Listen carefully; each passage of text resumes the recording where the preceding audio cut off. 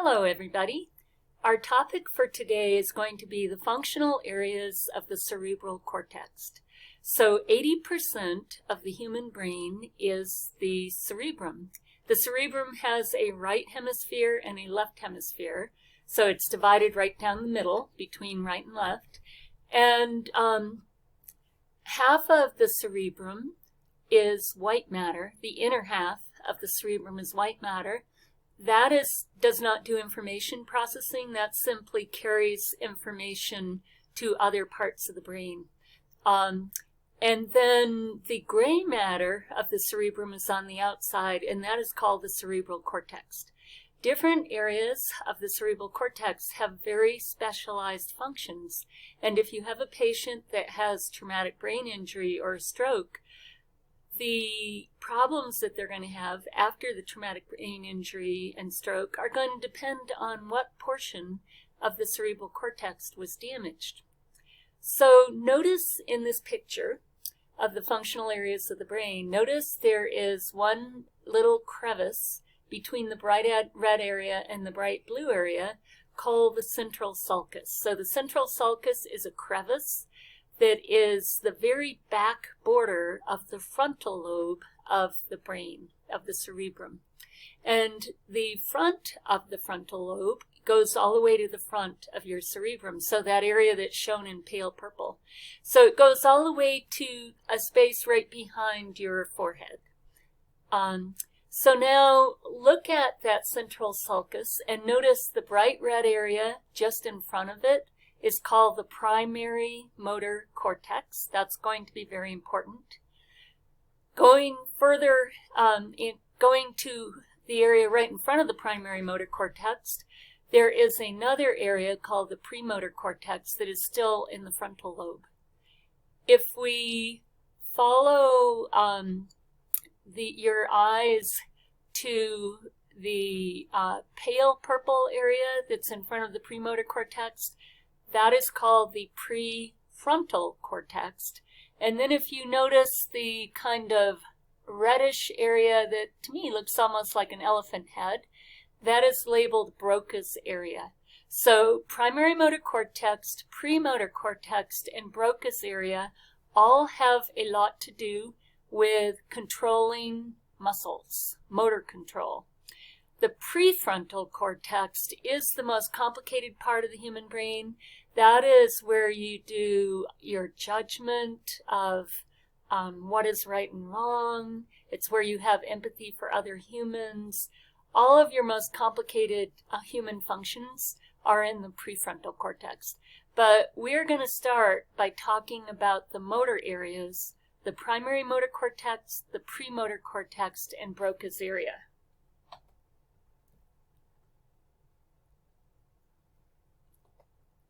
So here we are, primary motor cortex. It is hardwired in the baby, which means for every human being, as they are developing in the mother's uterus, the primary motor cortex has basically an electrical wiring diagram that says any neuron that starts in this particular spot in the primary motor cortex will send an action potential to this particular neuromuscular junction to turn on this particular muscle. So in other words, if you put a little bit of electric current during a brain surgery into the same spot in all people's primary motor cortex, it should cause the same muscles on people to contract. And so also when I say something is hardwired in the brain, I mean it does not change in response to life experiences. It is strictly developed while you're developing in the mother's uterus, and it is developed in the same way in all humans. So the primary motor cortex sits on the precentral gyrus. That's the little ridge just in front of the central sulcus, which is the back portion of the frontal lobe. It has very long axons that are going to take action potentials all the way from the primary motor cortex down to the neuromuscular junctions of your various skeletal muscles to cause those skeletal muscles to contract and move. the primary motor cortex has a motor homunculi, which means it's contralateral, meaning the motor homunculi to move all the muscles on the left side of my body is located on the right side of my cerebrum, in the primary motor cortex on the right side. And by mapping, I mean what I had said earlier, that a particular spot in the primary motor cortex will always send action potentials to exactly the same muscle, regardless of what human is being talked about. This is a picture that is showing you, excuse me, this is a picture that is showing you both the motor homunculus and the sensory homunculus. The motor homunculus is on the left of the screen, and it is in red. So if you look at that, there's a right and a left cerebral hemisphere, and there's a crack down the middle called the longitudinal fissure between the two cerebral hemispheres. So the spot of the primary motor cortex that would cause your toe muscles to move is down in the crack. The spot that would make your hip muscles move is just as you're coming out of the crack. The spot that would make your various face muscles move would be in that area that has a picture of a face on top of it. So notice your face has a lot more space dedicated to it in the primary motor cortex than your hip muscles do, because you have many tiny little muscles in your face that you want to be able to control with a lot of precision in order to make all your facial expressions as a big way that you communicate with other humans. Whereas your hip muscles, they don't have a lot of complex functioning. They tend to be large muscles that don't need a lot of precision control in them. So that mapping that you see is, if an electric current was put into the primary motor cortex in that spot where the pictures of the toes are, for any human in the world, it would cause toe muscles to contract. And if an electric current was put into the primary motor cortex where the thumb is, for the picture of the thumb, for any human, it would make thumb muscles contract. So in front of the primary motor cortex is the premotor cortex, and that is learned motor activities. So when the baby is born, their primary motor cortex was working just fine, and they could flap their little arms and legs around and move all their little muscles, but they can't walk. They can't even roll over in bed. If you've watched a child learn how to walk, around 1 year old, a few months earlier, a few months later in some people, they spend all day, every day, whenever they're not asleep, standing up and trying to walk and figuring out which muscles have to contract in what order, with what strength of contraction, in order for them to walk without falling down. Once you've figured that out, the learned pattern based on your trial and error and all your falling down gets stored in the premotor cortex. So when you're an adult, you can walk around without any difficulty. You don't have to think really hard, now how am I going to do this? So that is one of the main functions of the premotor cortex. Everything you've learned by physically trial and error, learning things like walking, riding a bike, etc., will be stored in the premotor cortex. Also, the premotor cortex helps you plan movements if you want to achieve a particular goal, such as you want to shoot a basketball into a basket, so you're going to run down one side of the court, you're going to evade certain defenders on the other team, and you're going to take a particular shot with a particular aim and a particular strength. It also helps coordinate simultaneous or sequential actions. How do you run down the court and also dribble the basketball? It also helps control voluntary actions in regard to sensory feedback. So as you're running down the court, you're looking at how far are you from the basketball, how far are you from the basket, and how far are you from the defending players. Broca's area is usually only in one hemisphere or the other, and in most people, by far the majority, it's in the left hemisphere. This area controls only the muscle contractions related to speech.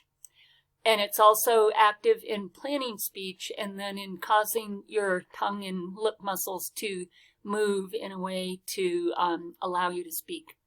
Broca's aphasia from a stroke can cause the inability to say words, to speak words, to form the muscle contractions, to have the words come out of your mouth, but it does not impact your understanding if other people are speaking to you, and you also know exactly what the word is that you want to say. You just can't get your muscles to do it.